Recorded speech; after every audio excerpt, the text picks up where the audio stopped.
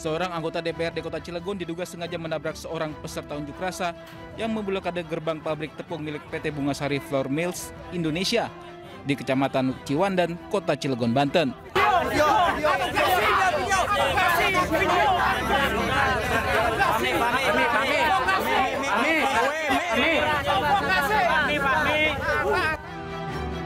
Dalam video yang beredar, seorang pengunjuk rasa yang diduga merupakan serikat pekerja ini terjepit mobil mewah milik anggota dewan.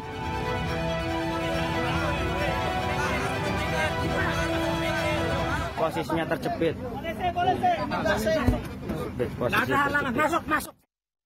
Posisi terjepit ini anggota dewan ya, perlu diketahui. Ini anggota dewan ya, anggota dewan. Ini anggota dewan arogan nih.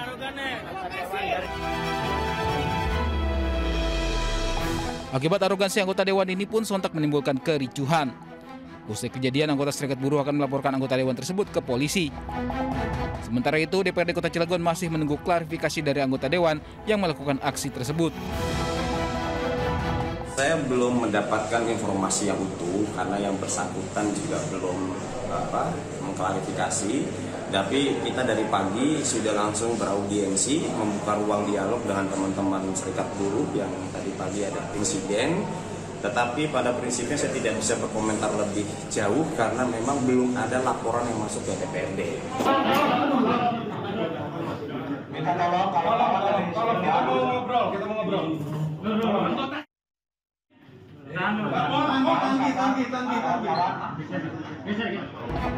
Aksi unjuk rasa mogok kerja ini dilakukan dalam beberapa hari terakhir di depan pabrik PT Bungasari Flour Mills Indonesia. Aksi merupakan bentuk protes pekerja terhadap manajemen pabrik yang memutasi dan memberikan surat peringatan terhadap para karyawan. Dari Cilegon, Banten, Iskandar Nasution, iNews melaporkan. Halo, selamat sore pemirsa. Demikian tadi berita pilihan iNews Sore bersama saya Nadia Valeri. Kita awali iNews Sore dengan informasi. Akibat curah hujan tinggi, banjir dengan ketinggian lebih dari 1 meter melanda sejumlah desa di Kabupaten Kepulauan Mentawai, Sumatera Barat. Belasan warga terjebak banjir dievakuasi tim SAR menggunakan perahu karet.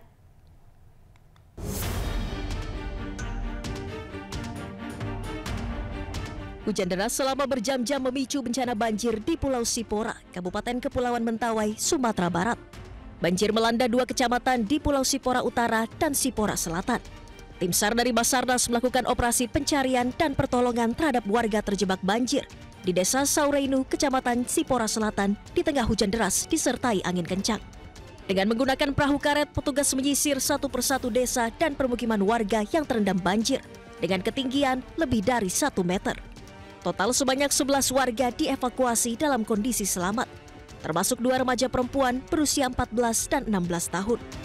Bahwa ada beberapa siswa yang akan kembali ke SP 3 terjebak banjir dan akan melakukan penyeberangan ke rumahnya, sehingga akan satu tim untuk melakukan evakuasi sekaligus mengantarkan siswa untuk menyeberang ke rumahnya, yaitu di SP 3. Hingga kini dilaporkan tidak ada temuan korban jiwa maupun laporan warga hilang. Meski demikian, operasi tim SAR tetap dilanjutkan guna memastikan tidak ada warga yang terjebak dan tertinggal di dalam rumah maupun membutuhkan bantuan. Dari Kepulauan Mentawai, Sumatera Barat, Budi Sunandar, iNews melaporkan. Kita ke informasi selanjutnya pemirsa. Bareskrim Polri akan turun tangan mengusut dugaan perbuatan pidana pada aktivitas tambang nikel di Raja Ampat, Papua Barat Daya. Polisi menyebut setiap aktivitas tambang pasti menyebabkan kerusakan lingkungan.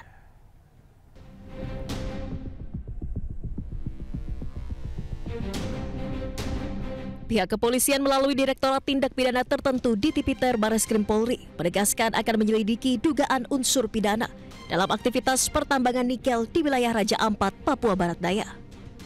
Polisi menyebut dugaan kerusakan lingkungan dari aktivitas tambang di Raja Ampat sangat mungkin terjadi.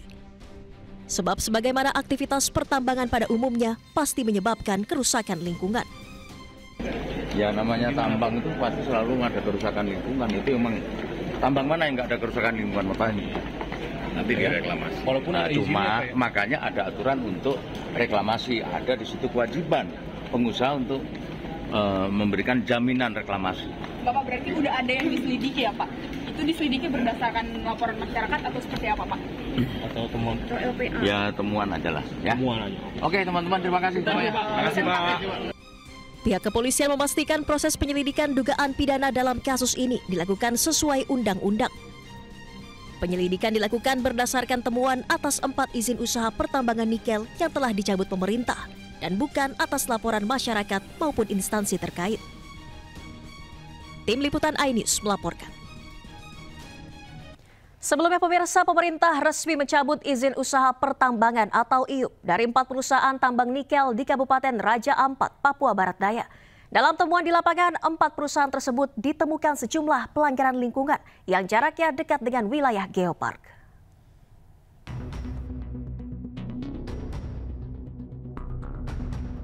Pemerintah mencabut 4 izin usaha tambang nikel di Kabupaten Raja Ampat, Papua Barat Daya. 4 perusahaan yang dicabut izin tambangnya adalah PT Anugrah Surya Pratama, PT Mulia Raymond Perkasa, PT KW Sejahtera Mining, dan PT Nurham. Menurut Menteri ESDM Bahlil Lahadalia, pencabutan izin usaha dilakukan karena melanggar aturan lingkungan. Selain itu, kawasan tersebut termasuk ke dalam kawasan geopark. Sementara untuk kontrak karya untuk PT GAK, izinnya tidak dicabut karena dianggap jauh dari kawasan geopark.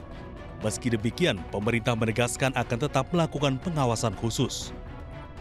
Nah, kaitannya dengan itu kami melapor kepada Bapak Presiden dengan mempertimbangkan berbagai hal. Bapak Presiden memutuskan, memperhatikan semua yang ada, mempertimbangkan secara komprehensif, dan Bapak Presiden memutuskan bahwa 4 IUP yang di luar Pulau GAK itu dicabut.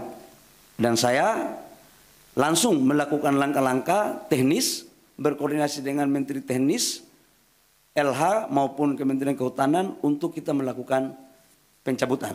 Jadi mulai terhitung hari ini Bapak Ibu semua, pemerintah telah mencabut 4 IUP di Raja Ampat. Jadi ditanya apa alasannya? Alasannya adalah pertama memang secara lingkungan, yang kedua adalah memang secara teknis setelah kami melihat ini sebagian masuk di kawasan geopark, dan menurut yang ketiga adalah keputusan ratas dengan mempertimbangkan masukan dari pemerintah daerah dan juga adalah melihat dari tokoh-tokoh masyarakat yang saya kunjungi.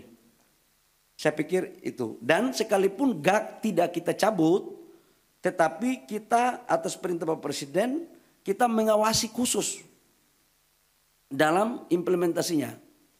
Jadi amdalnya harus ketat, reklamasinya harus ketat, tidak boleh merusak terumbu karang. Jadi betul-betul kita akan awasi habis. Kebijakan ini diambil setelah pihaknya menurunkan tim untuk mengecek langsung kondisi di lapangan. Dan hasil pengecekan menunjukkan kawasan pesisir dan laut di sekitar Pulau GAK masih dalam kondisi baik. Dari Jakarta, Ayanufus Muhammad Fakih, iNews melaporkan. Viral di media sosial pemirsa, foto dan video sejumlah kapal yang diduga mengangkut biji nikel dari tambang nikel di Raja Ampat. Netizen menyebut nama di lambung kapal mirip dengan inisial Presiden ke-7 RI Joko Widodo dan mantan Ibu Negara Iriana. Tonga-tonga, ikan.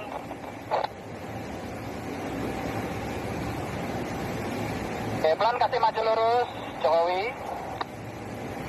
Maju lurus pelan. Kencang air jaketnya, itu langsung melambung nanti wer. Dikotin.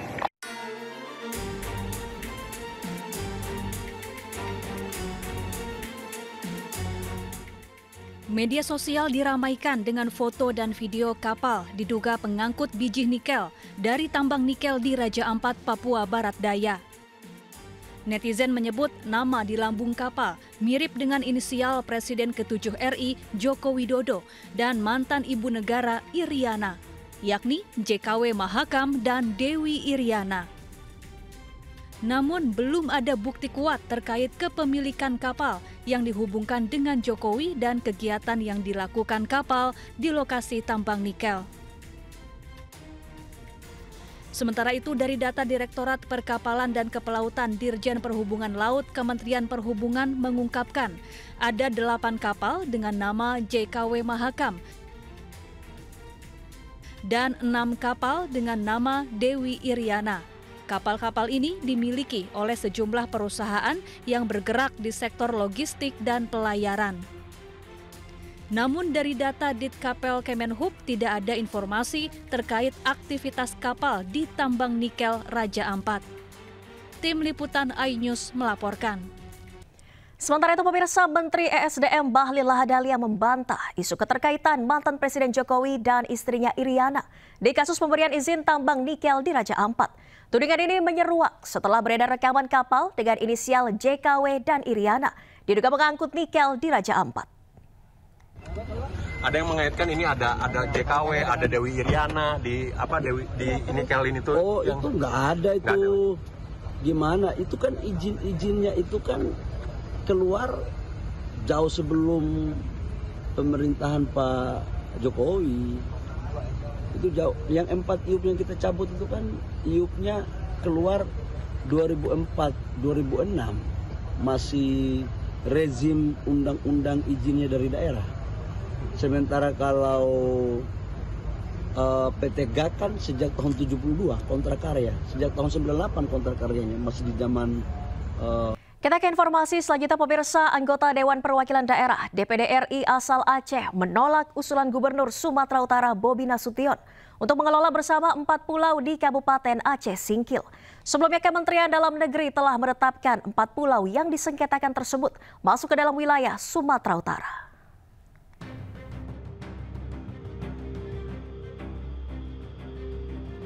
Empat pulau di Kabupaten Singkil yang kini masuk ke dalam wilayah Sumatera Utara setelah keluarnya SK Kemendagri kini menuai protes dari sejumlah masyarakat Aceh, termasuk dari sejumlah anggota DPD RI.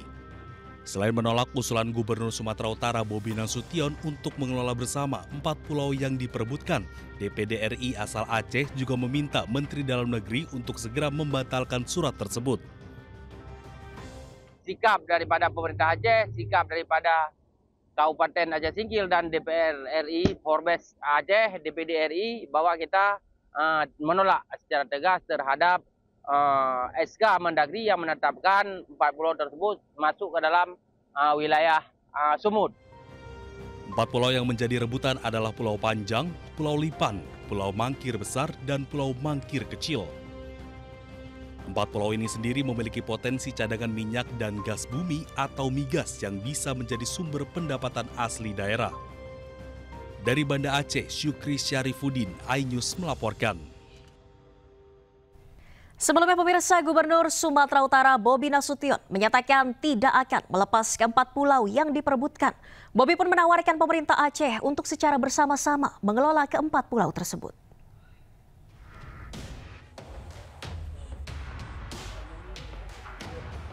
Usai Mendagri memutus 4 pulau Aceh masuk ke wilayah Sumatera Utara, kedua gubernur masing-masing daerah bertemu.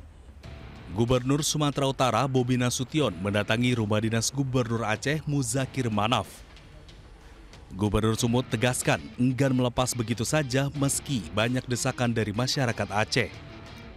Bobi pun sudah menawarkan pemerintah Aceh untuk secara bersama-sama mengelola 4 pulau ini. Kalau saya bilang baik, kalau masalah pulaunya, masalah wilayahnya mau masuk ke Medan, masuk ke Sumut, masuk ke Aceh, itu kami ikuti mekanisme. Kalau kaji ulang nggak apa-apa, kamu bersini saja. Tapi bukan seolah-olah diserahkan, kami Sumut dengan leluasa, dengan kebesaran hati, kita Sumatera Tengah melepaskan, nggak bisa seperti itu. Sebelumnya melalui keputusan Menteri Dalam Negeri, 4 pulau yang menjadi rebutan yakni Pulau Panjang, Pulau Lipan, Pulau Mangkir Besar, dan Pulau Mangkir Kecil dinyatakan masuk dalam wilayah Kabupaten Tapanuli Tengah, Provinsi Sumatera Utara. Dari Medan, Sumatera Utara, Ahmad Ridwan Nasution, iNews melaporkan. Beralih ke informasi selanjutnya, pemirsa, Presiden Prabowo Subianto bersama Presiden RI ke-6 Susilo Bambang Yudhoyono hadir dalam peresmian kampus Bhinneka Tunggal Ika Universitas Pertahanan Sentul Bogor. Peresmian digelar di Universitas Pertahanan Sentul Bogor, Jawa Barat, Rabu siang. Prabowo dan SBY duduk bersebelahan saat peresmian. Keduanya diapit Menteri Kabinet yang hadir. Kampus Bhinneka Tunggal Ika ini dibangun di area seluas 18,3 hektar dan telah dibangun berbagai fasilitas.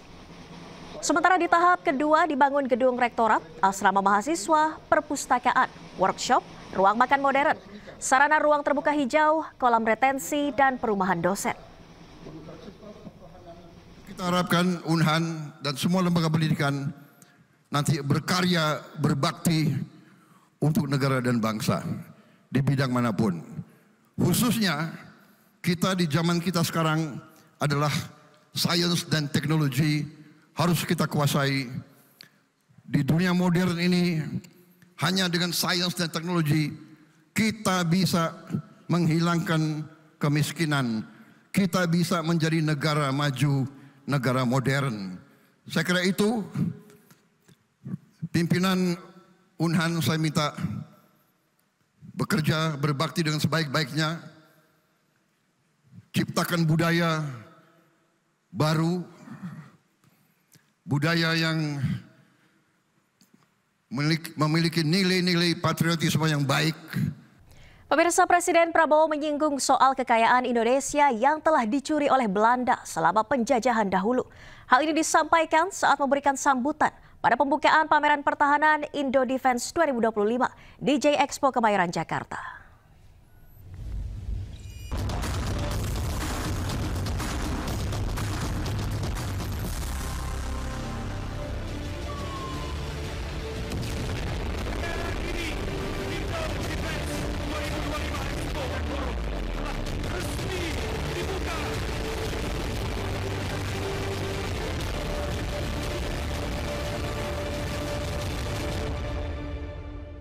Presiden Prabowo hari ini membuka pameran pertahanan Indo Defense 2025 di J Expo Kemayoran. Presiden tiba di lokasi dengan menaiki kendaraan maung. Kedatangan Presiden Prabowo disambut barisan siswa sekolah dasar. Dalam pernyataannya, Presiden menyinggung soal kekayaan Indonesia yang telah dicuri oleh Belanda selama penjajahan dahulu. Yang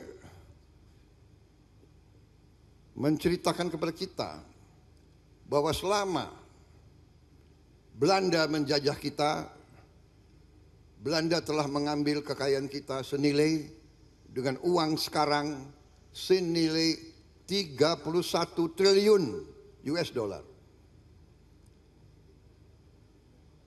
Produksi domestik bruto kita sekarang adalah 1,5 triliun US dollar.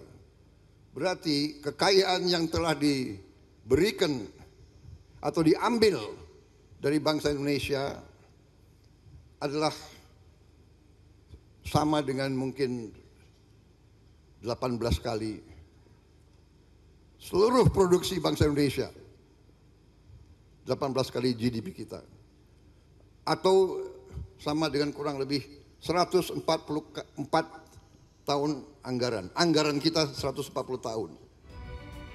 Selain itu, Presiden Prabowo juga menyinggung soal pentingnya menjaga perdamaian lantaran perang menimbulkan kehancuran. Dari Jakarta, tim Liputan iNews melaporkan. Terima kasih Anda masih di iNews Sore. Pemirsa, Gubernur Jawa Barat Deddy Mulyadi dilaporkan ke Barreskrim Polri oleh salah satu orang tua siswa terkait program pendidikan karakter ala militer. Menanggapi hal tersebut, Deddy Mulyadi menyebut laporan kepolisian merupakan hak setiap orang. Deddy mengaku akan menaati proses hukum yang berjalan.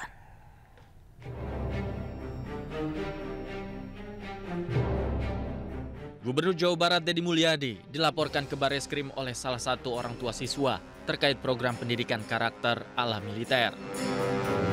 Laporan dilakukan oleh salah satu orang tua siswa asal Kabupaten Bekasi ke Barreskrim Polri. Menanggapi hal tersebut, Deddy Mulyadi menyebut laporan kepolisian merupakan hak setiap orang. Dirinya mengaku akan menaati proses hukum yang berlaku. Kemarin lulusan dari Depok sudah diwisuda, kan?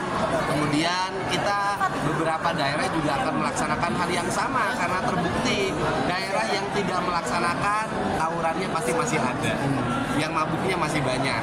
Daerah yang sudah melaksanakan grafiknya makin menurun. Pak, terhadap laporan ke Bapak ke Barreskrim seperti apa Pak? Terkait dengan program itu Pak? Di mana? Laporan ke Barreskrim siswa Pak? Sebagai warga negara kita akan tahan asas. Selain itu, menurut Deddy Mulyadi, program pendidikan karakter yang diinisiasi olehnya kini justru diikuti oleh daerah-daerah lain untuk mengurangi angka tawuran antar pelajar. Dari Bandung, Jawa Barat, Billy Maulana, iNews melaporkan. Dan pemirsa, untuk mengetahui informasi selengkapnya, kami telah terhubung dengan Kanit Perlindungan Perempuan dan Anak Polres Metro Jakarta Selatan, AKP Citra Ayu. Selamat sore, Bu Citra. Selamat sore, Mbak Dia. Baik, Bu Citra, apakah orang tua korban terduga penganiayaan sudah ditemukan dan dimintai keterangan? Untuk orang tua dari korban sendiri sekarang masih diupayakan untuk dilakukan pencarian, dibantu baik oleh pihak Polsek, Polres dan juga Barreskrim, karena saat ini penanganan perkara ini ditangani oleh di PPA-PPO Barreskrim Polri. Baik, orang tua masih dalam pencarian, sementara kondisi korban seperti apa? Untuk kondisi korban saat ini, tadi memang juga kami dibantu oleh pendampingan oleh PT, kemudian kami juga didampingi oleh Dinsos, juga Satpol PP, kita evakuasi karena korban awalnya kita dibawa ke puskesmas terdekat, kemudian karena penanganan perlu lebih lanjut, maka dibawa ke RSUD Kebayoran Lama, ditangani lebih lanjut oleh dokter. Baik, adakah keterangan yang sudah disampaikan oleh anak korban penganiayaan ini? Untuk informasi lebih lanjut kita belum bisa dalami karena memang kondisi anak yang belum pulih dan juga di bawah pengaruh obat. Cuman tadi yang dapat kita gali dari informasi dari anak bahwa anak dan ayahnya ini memang bukan asli orang Jakarta. Jadi mereka ini baru tiba di Jakarta.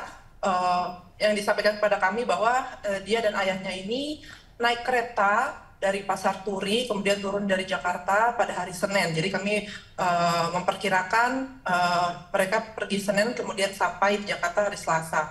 Jadi memang baru sampai di Jakarta, kemudian ditemukanlah di Pasar Kebayoran Lama tersebut. Baik, Bu Citra, dari TKP penemuan korban, adakah barang bukti rekaman CCTV yang bisa ditemukan untuk memperjelas kasus ini? Sementara masih kita upayakan dan kita cari, kemudian kita dalami terkait temuan CCTV, nanti akan dilaporkan lebih lanjut. Baik, anak ini dugaannya ditelantarkan dan bukan asli Jakarta. Nanti selama proses penyelidikan berlangsung, bagaimana dengan nasib anak korban penganiayaan ini? Untuk sementara saat ini kan memang kita masih lakukan pemulihan terhadap korban terkait kesehatannya. Untuk saat ini kami sih dibantu oleh UPT DKI Jakarta, kemudian kita juga dibantu oleh Dinsos. Tadi pada saat evakuasi juga kita dibantu oleh Satpol PP. Tentu kedepannya nanti perlunya koordinasi lebih lanjut sih terkait nanti pengamanan terhadap anak korban. Baik, saat ini korban masih mendapatkan perawatan. Seperti apa luka-luka yang dialami korban, Bu Citra? Untuk luka-lukanya sendiri sejauh ini nanti mungkin dari dokter, karena memang kami belum ada penjelasan resmi dari dokter. Cuma memang kalau terlihat dari fisiknya ada lebam di matanya, kemudian ada luka bakar, kemudian memang kondisinya sangat memprihatinkan, kondisinya sangat lemah, kemudian memang tangan dan kakinya hanya tulang yang terbungkus kulit saja, begitu Mbak. Baik, tentunya kami menantikan update selanjutnya. Terima kasih banyak AKP Citra Ayu, Kanit PPA Polres Metro Jakarta Selatan telah bergabung di iNews Sore. Sehat selalu, selamat beraktivitas kembali. Terima kasih Anda masih di iNews Sore. Pemirsa, Kejaksaan Agung memeriksa mantan staf khusus Mendikbudristek Nadiem Makarim. Pemeriksaan ini dilakukan terkait kasus dugaan korupsi pengadaan laptop berbasis Chromebook tahun 2019 hingga 2022.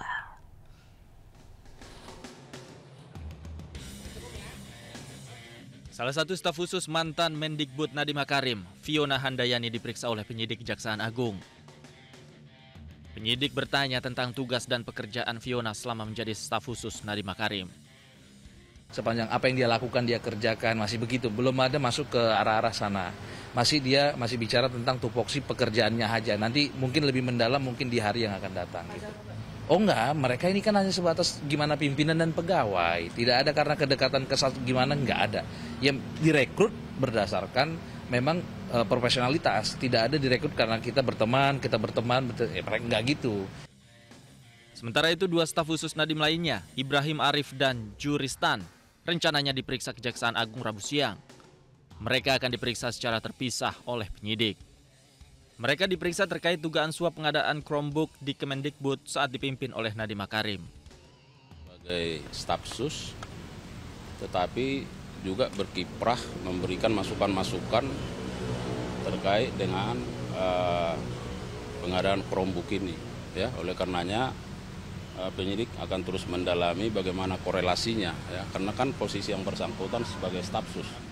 Kami selalu sampaikan, ya, kalau itu menjadi kebutuhan dari penyidikan ini, tentu penyidik akan menjadwal. Ya. Saya kira pernyataan kami masih sama, ya, bahwa pihak-pihak manapun yang terkait dengan perkara ini membuat terang tindak pidana ini, penyidik akan melakukan upaya-upaya pemanggilan dan pemeriksaan.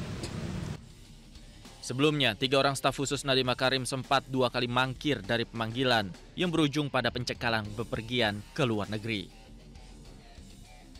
Dari Jakarta, Tim Liputan iNews melaporkan. Ya, pemirsa, mantan Mendikbudristek Nadiem Makarim akan kooperatif menjalani proses hukum dalam dugaan korupsi pengadaan laptop Chromebook.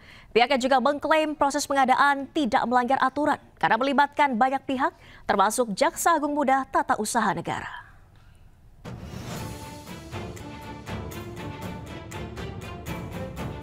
Kasus dugaan korupsi pengadaan laptop Chromebook masih bergulir. Beberapa waktu lalu, Kejaksaan Agung menggeledah kantor Kementerian Pendidikan, Kebudayaan, Riset, dan Teknologi. Kasus ini diduga telah merugikan negara sebesar 9,9 triliun rupiah. Nadiem Makarim berjanji akan kooperatif mengikuti proses hukum yang berlaku dan siap diperiksa jika dibutuhkan. Saya tidak pernah menoleransi praktik korupsi dalam bentuk apapun. Saya mengajak masyarakat untuk tetap kritis, namun adil. Tidak terburu-buru dalam menarik kesimpulan di tengah derasnya opini yang dibentuk. Saya percaya masyarakat Indonesia berhak mendapat kejelasan dan keterbukaan. Saya berkomitmen untuk bersikap kooperatif demi menjernihkan persoalan ini. Kuasa hukum Nadiem Makarim, Hotman Paris, juga mengklaim bahwa proses pengadaan laptop Chromebook melibatkan Jaksa Agung Muda Tata Usaha Negara. Bahkan, ia mengklaim proses pengadaan laptop Chromebook diawasi secara ketat. Jamdatun memberikan pendampingan hukum selama proses pengadaan laptop tersebut. Ya. Kemudian juga KPPU juga dilibatkan dan kemudian diperiksa oleh BPKB. Semuanya tidak ada pelanggaran. Pada 5 Juni lalu, Kejaksaan Agung mengeluarkan surat pencekalan ke luar negeri kepada 3 staf khusus mantan Menteri Pendidikan, Kebudayaan, Riset, dan Teknologi ini. Penyidik telah menggeledah rumah ketiganya. Dari hasil penggeledahan, penyidik menyita sejumlah barang elektronik seperti gawai dan laptop. Tim Liputan iNews melaporkan. Pemirsa, 2 mantan staf sus Nadiem Makarim dijadwalkan kembali dipanggil Kejaksaan Agung hari ini terkait kasus dugaan korupsi pengadaan laptop Chromebook. Dan untuk mengetahui informasi selengkapnya, kami telah terhubung dengan rekan Wenda Nura di Gedung Kejaksaan Agung Republik Indonesia. Selamat sore, Wenda. Apakah pemeriksaan jadi digelar hari ini? Oke, selamat sore Valeri dan juga pemirsa. Betul bahwasannya Kejaksaan Agung Republik Indonesia pada hari ini kembali memanggil mantan staf khusus dari mantan Menteri Pendidikan dan Kebudayaan Nadiem Makarim terkait kasus pengadaan laptop Chromebook terkait program digitalisasi pendidikan tahun 2019 hingga 2022. Dan pada hari ini yang dijadwalkan dipanggil adalah Juristan, namun kami baru saja mendapatkan informasi bahwa Juristan kembali mangkir dari panggilannya. Dan sebetulnya ada 3 nama, Nadia dan juga pemirsa, yang dipanggil oleh penyidik dari Kejaksaan Agung, yakni ada Juristan, Fiona Handayani, dan juga Ibrahim Arif. Dan ketiganya ini sebetulnya sudah dipanggil dipanggil sejak minggu lalu, namun ketiganya pun sempat mangkir dari panggilan dan hingga saat ini baru Fiona Handayani saja yang memenuhi panggilan tersebut dan sudah diperiksa selama 12 jam pada hari Selasa kemarin tanggal 10 Juni 2025. Sedangkan untuk satu nama lainnya, Ibrahim Arif, ini dijadwalkan akan diperiksa besok pada hari Kamis tanggal 12 Juni 2025 mendatang. Dan perlu kami informasikan bahwa ketidakhadiran juristan pada hari ini disampaikan langsung oleh kuasa hukumnya kepada tim penyidik Kejaksaan Agung dengan alasan aktivitas ataupun kesibukan lainnya, dan tentunya ingin dijadwalkan ulang, dan dari tim penyidik Kejaksaan Agung ini sudah menjadwalkan ulang akan kembali diperiksa pada tanggal 17 Juni 2025 mendatang. Dan selain itu tentunya dari pemanggilan dari ketiga ini tentunya untuk dimintai keterangan terkait peran mereka dalam kasus dugaan korupsi pengadaan laptop berbasis Chromebook ini, dan selain itu juga ingin untuk dimintai keterangan terkait barang bukti berupa alat elektronik yang sebelumnya sudah sempat disita dari rumahnya masing-masing. Dan perlu kami informasikan juga bahwa awal mula dari kasus dugaan korupsi pengadaan laptop Chromebook ini bermula dari adanya tim tertentu yang meminta tim teknis ini membuat statement seolah-olah laptop berbasis Chromebook ini merupakan hal utama yang dibutuhkan oleh siswa.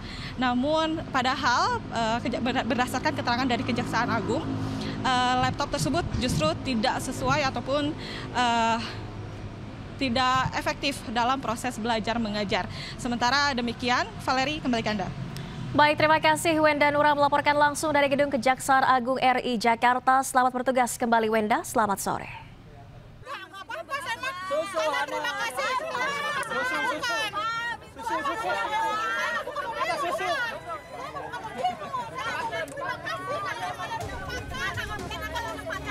Ketegangan sempat terjadi saat Bupati Purwakarta Saiful Bahar Bidjen berhadapan dengan emak-emak saat pembongkaran bangunan liar di Purwakarta, Jawa Barat.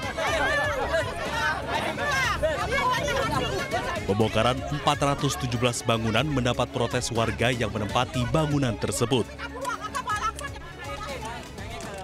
Mereka beralasan tinggal di tempat itu selama puluhan tahun dan selalu membayar retribusi. Namun pembongkaran ini tetap dilakukan guna menjaga lingkungan di sepanjang saluran irigasi.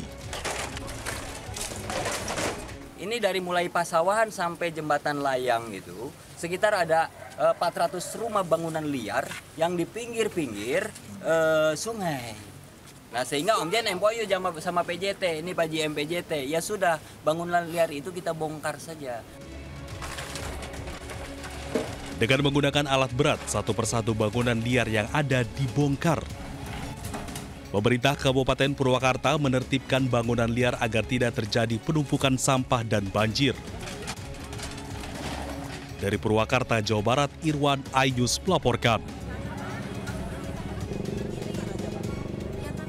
Mantan pejabat Mahkamah Agung Zarof Richard meminta maaf atas kasus yang menjerat dirinya dalam dugaan gratifikasi dan percobaan suap Hakim Agung senilai 915 miliar rupiah dan 51 kg emas. Zarof Richard menyesal atas perbuatannya dan dituntut oleh Jaksa Penuntut Umum dengan hukuman 20 tahun penjara. Pada kesempatan ini saya juga meminta maaf yang sebesar-besarnya kepada Mahkamah Agung Republik Indonesia, di mana saya mengabdi kurang lebih selama 33 tahun. Kejaksaan Agung Republik Indonesia dan seluruh masyarakat Indonesia atas perkara yang saya alami ini. Ungkapan penyesalan dan meminta maaf disampaikan mantan pejabat Mahkamah Agung Zarof Richard saat menjalani sidang pledoi atau pembacaan nota pembelaan atas tuntutan jaksa di Pengadilan Tipikor Jakarta.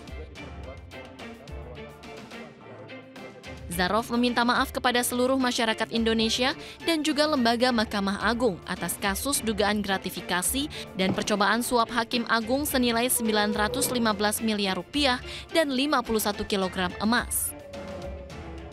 Saya amat menyesal di umur saya yang sudah 63 tahun dan pada masa pensiun serta di saat saya berikhtiar untuk menghabiskan banyak waktu bersama keluarga. Saat ini saya malah berada di sini karena kelalaian saya. Semoga dengan adanya perkara yang saya alami dapat menjadikan saya pribadi yang lebih baik lagi. Pada kesempatan ini saya juga meminta maaf yang sebesar-besarnya kepada Mahkamah Agung Republik Indonesia, di mana saya mengabdi kurang lebih selama 33 tahun. Kejaksaan Agung Republik Indonesia dan seluruh masyarakat Indonesia atas perkara yang saya alami ini. Atas perbuatannya, Zarof Rikar dituntut oleh Jaksa Penuntut Umum dengan hukuman 20 tahun penjara. Dari Jakarta, Rani Sanjaya, iNews melaporkan. Mantan pejabat Mahkamah Agung Zarof Rikar sebelumnya dituntut 20 tahun penjara dalam kasus suap Hakim Agung yang menyidangkan kasasi perkara pembunuhan anak mantan anggota DPR RI, Gregorius Ronald Tanur. Mantan pejabat Mahkamah Agung tersebut dituntut atas dugaan suap senilai 915 miliar rupiah dan 51 kg emas.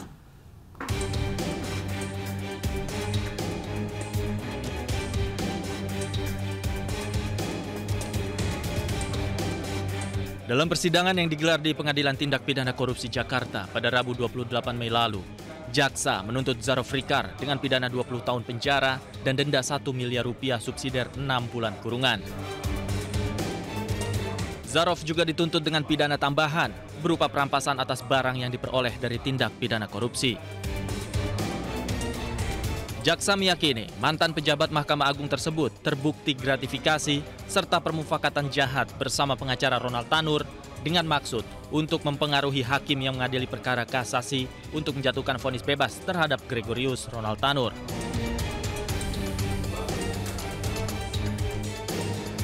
Ronald Tanur sendiri divonis bebas oleh Majelis Hakim Pengadilan Negeri Surabaya pada Juli 2024 dalam kasus penganiayaan hingga mengakibatkan tewasnya Dini Sera Afrianti yang merupakan kekasihnya. Dalam kasus ini, Kejaksaan Agung menggeledah dan menyita aset-aset Zarof Rikar di kediamannya. Dari hasil penggeledahan, penyidik mengamankan uang tunai senilai 920 miliar rupiah yang terdiri atas berbagai mata uang asing. Penyidik Kejaksaan Agung juga menyita emas seberat 51 kg. Kejaksaan Agung juga telah melakukan pemblokiran terhadap berbagai aset yang diduga milik Zarof Rikar. Tim Liputan iNews melaporkan.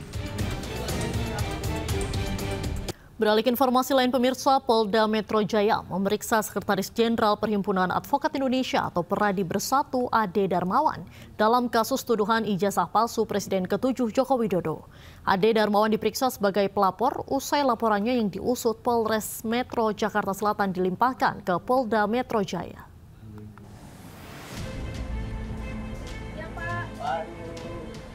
Sekretaris Jenderal Perhimpunan Advokat Indonesia Bersatu Ade Darmawan menghadiri pemeriksaan dalam kasus tuduhan ijazah palsu Presiden ke-7 Republik Indonesia Joko Widodo di Polda Metro Jaya pada hari Selasa lalu.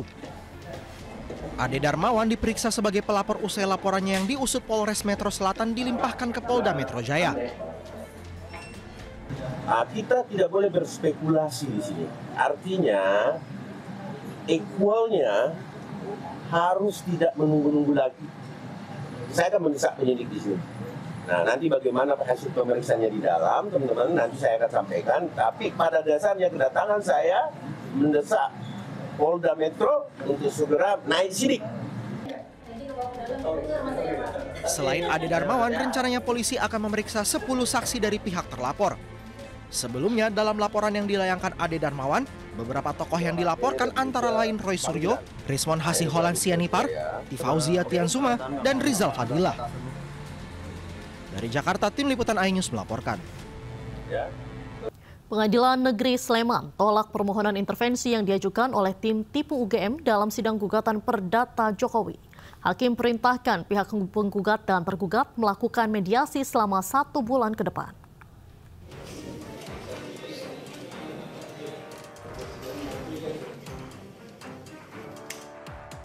Pengadilan Negeri Sleman, Yogyakarta kembali menggelar sidang gugatan perdata terkait polemik ijazah Presiden ke-7 Joko Widodo. Agenda sidang adalah putusan selas terkait permohonan intervensi yang diajukan tim tolak ijazah palsu usaha gak punya malu atau tim tipu UGM. Majelis Hakim yang diketuai Cahyono menolak permohonan intervensi tersebut. Majelis Hakim kemudian memerintahkan pihak penggugat dan tergugat untuk melanjutkan pemeriksaan perkara melalui proses mediasi. Para pihak berperkara diberikan waktu melakukan mediasi selama 30 hari dan jika belum menemui titik terang bisa diperpanjang 15 hari.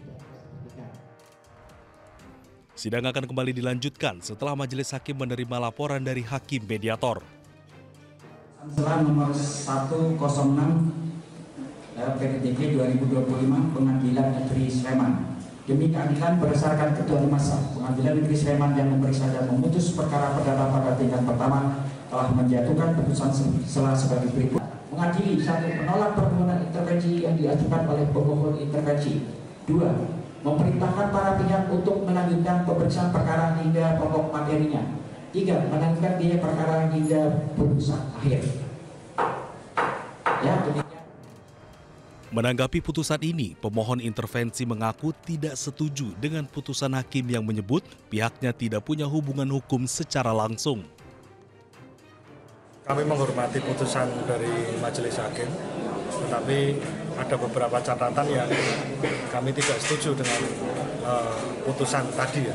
Jadi yang pertama adalah bahwa kami tidak punya hubungan hukum secara langsung.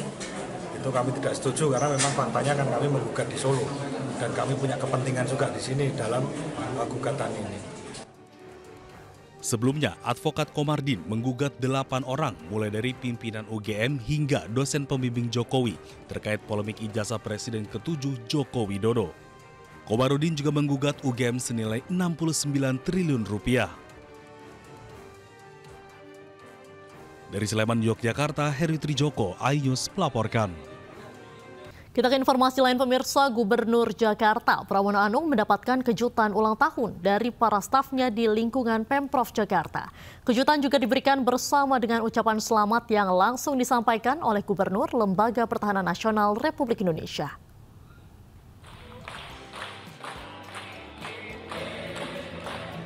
Kejutan ulang tahun diberikan kepada Gubernur Jakarta saat hadir dalam acara studi strategis dalam negeri yang diselenggarakan bersama Lemhanas RI di Balai Kota Jakarta. Pramono yang hadir untuk memberikan sambutan nampak terkejut saat para staf Pemprov Jakarta membawa kue ulang tahun di tengah-tengah acara. Kejutan ini diberikan pada Pramono yang berulang tahun tepat di hari Rabu 11 Juni 2025. Bapak Ibu saudara-saudara sekalian, para pejabat di Lemhanas, para pejabat di pemerintah DKI Jakarta, saya sungguh bersyukur, terharu hari ini saya adalah orang yang tidak pernah merayakan ulang tahun. Ada ulang tahun yang luar biasa. Gubernur Lemhanas RI Aceh Hasan Syadzili yang hadir pada kesempatan tersebut juga memberikan ucapan selamat kepada Gubernur Jakarta yang berulang tahun ke-62 tersebut. Dari Jakarta, Hamzah Hasibuan, Jemi Jasin, Sutrisno, iNews melaporkan. Anda kembali di iNews Sore pemirsa, tim gabungan Satgas Damai Kartens menangkap DPO kelompok kriminal bersenjata Yekis Wanimpo. Ia diduga terlibat pembakaran pabrik dan jual beli senjata api.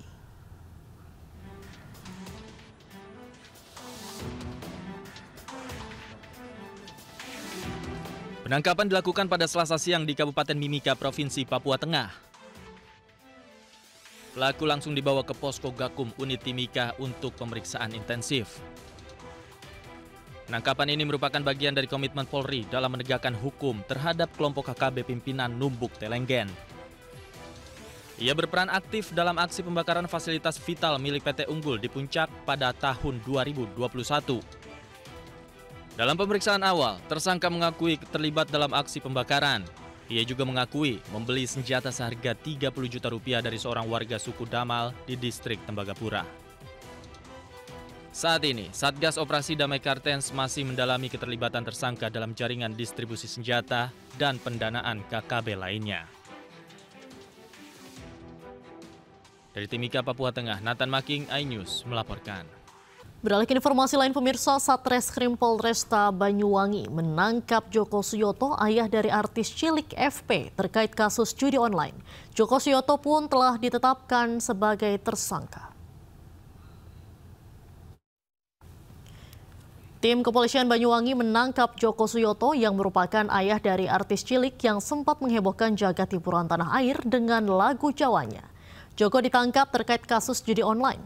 Joko ditangkap pada Selasa pagi tanggal 10 Juni lalu. Sejumlah saksi juga turut ditangkap bersama tersangka Joko Suyoto. Joko ditangkap di rumahnya di daerah Serono. Bukti yang memperkuat Joko sebagai tersangka adalah permainan judi online yang didapati di ponsel pelaku dan terindikasi sering digunakan untuk bermain judi online. Tersangka Joko Suyoto dijerat dengan pasal 303 tentang perjudian.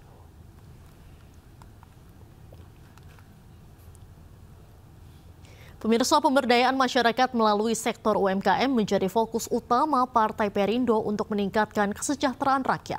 Salah satunya dengan memberikan bantuan peralatan mesin pembuat keripik kepada UMKM yang berada di Kabupaten Deli Serdang, Sumatera Utara.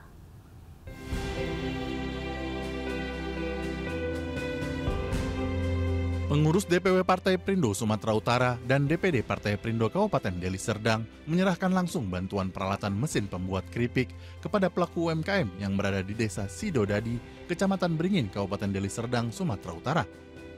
Bantuan ini sebagai upaya partai yang juga dikenal dengan Partai Kita ini dalam mendukung peningkatan kualitas produk UMKM sehingga memiliki daya saing di pasar.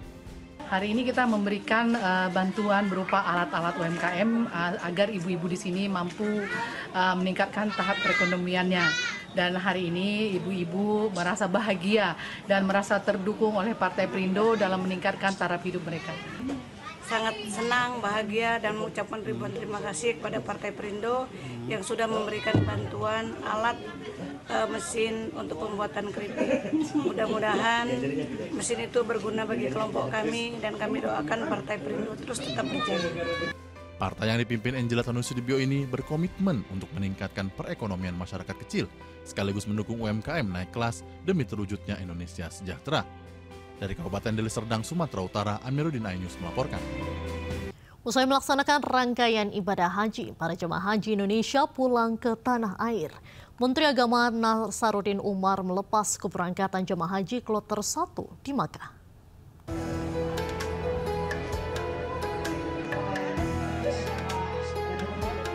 Menteri Agama Republik Indonesia Nasaruddin Umar melepas keberangkatan jemaah haji kloter 1 Embarkasi Makassar yang akan pulang ke tanah air. Jemaah dilepas menak dari hotel tempat mereka menginap di wilayah Syisah Makkah sebelum mereka berangkat ke Madinah. Menak juga menyapa para jemaah haji yang telah berada di dalam bus. Selama kurang lebih 4 jam para jemaah menempuh jalan darat menuju Madinah sebelum bertolak ke tanah air melalui Bandara Amir Muhammad bin Abdul Aziz Madinah. Saya selaku Amirul Hajj bersama rombongan kami lengkap ya, sampaikan apa adanya kepada masyarakat kita. Kalau memang ada hal-hal kekurangan, sampaikan juga kalau ditanya. Tapi saya ingin tanya di sini, ini termasuk terlantar nggak? Tidak. Ya. Jadi image yang diviral-viralkan itu, bapak-bapak kekurangan makanan, baik di hotel, kekurangan nggak di sini? Tidak. Di kemah kekurangan? Tidak. Iya. Jalan puluhan kilo nggak? Jalan. Hari ini merupakan hari pertama jemaah haji Indonesia bertolak dari Arab Saudi ke tanah air usai melaksanakan ibadah haji. Selain jemaah haji Embarkasi Makassar, ada 6 kloter lain yang pulang ke tanah air. Pemulangan jemaah haji gelombang 1 berlangsung pada 11 hingga 25 Juni 2025. Ada 266 kloter yang bergeser dari Arab Saudi ke Indonesia. Dari Makkah, Arab Saudi, Ramdan Nibur, iNews melaporkan. Pemirsa, Kementerian Agama membantah ada pungutan liar atau pungli dalam pelaksanaan safari wukuf pada puncak haji 2025. Safari wukuf dilakukan untuk memfasilitasi jemaah haji Indonesia yang lansia, sakit atau tidak memungkinkan untuk mengikuti wukuf secara reguler.